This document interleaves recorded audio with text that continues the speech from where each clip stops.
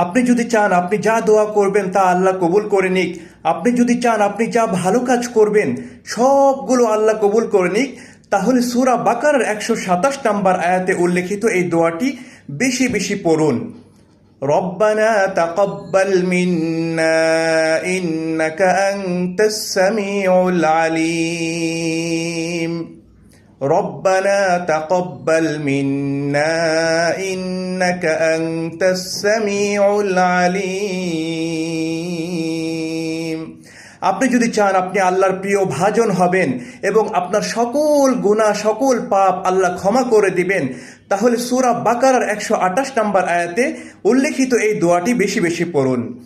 ربنا وجعلنا مسلمين لك ومن ذريتنا أمة مسلمة لك وأرنا مناسكنا وتب علينا إنك أنت التواب الرحيم ربنا وجعلنا مسلمين لك ومن ذريتنا أمة مسلمة لك وأرنا مناسكنا وتب علينا إنك أنت التواب الرحيم।